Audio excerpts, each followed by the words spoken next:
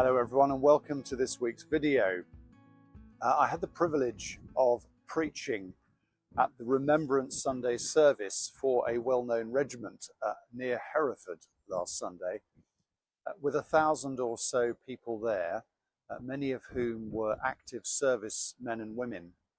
It was quite an intimidating gig.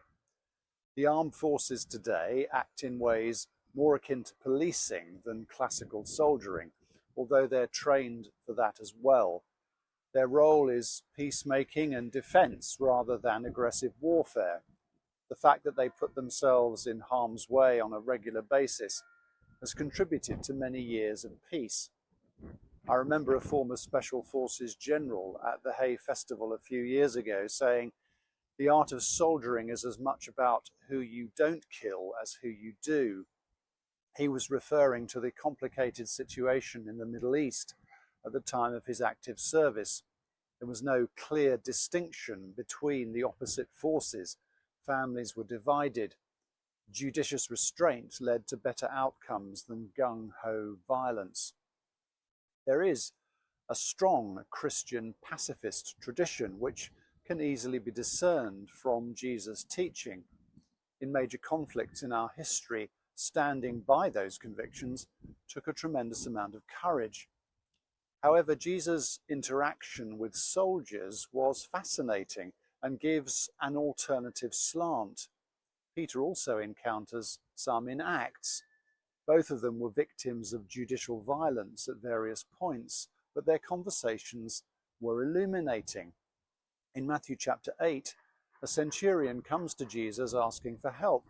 Bear in mind, he was a member of an occupying army that had no compunction in using horrible violence to enforce their authority. Although the soldier in question was highly regarded by the community, nonetheless, he was a part of such an organization. Jesus uses him as an example of faith and humility.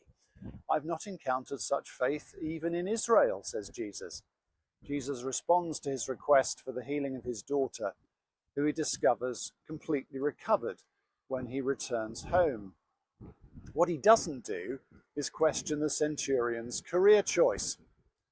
In Luke chapter 3, some soldiers come to Jesus for ethical advice.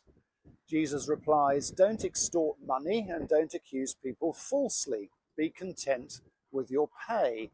Again, no question about career choice. As with any profession, Jesus calls them to act with integrity and not to exploit their power for personal gain. In Jesus' day, as with ours, there are people who seek to impose their will on others through force or to terrorize for a political or religious cause. Even nations can become corrupted with a toxic ideology, be that racist nationalism in the case of the Nazis, or nationalism based on historic myth, as with the current regime in Russia. Such corruption leads to wars of conquest. In such situations, the use of military force to resist is, I believe, entirely legitimate. A credible standing military acts as a deterrent. Despite its cost, it is an investment that may eventually save much worse costs. The kingdom of God is one of justice and peace, where swords are beaten into plowshares. Although there are signs of that kingdom breaking into this world, we're still some way from its full realization in a new heaven and earth. The world is corrupted by sin, which affects all our motives. In such a mixed and corrupted space, I'm thankful that courageous people are prepared to put themselves in harm's way for the sake of others. However, even if we agree with this perspective, we must never forget the potential price others have to pay on our behalf. Names on memorial boards fade into history, but at a recent remembrance service, I saw a young boy wearing his dad's regimental cap as he laid a simple posy of flowers to remember his dad killed in active service comparatively recently. The emotions were still raw for him. Remembrance is a communal discipline that prevents the naive nationalism so prevalent before World War I. A wise person once said that those who do not learn the mistakes of history are condemned to repeat them, we're wise to take that on board.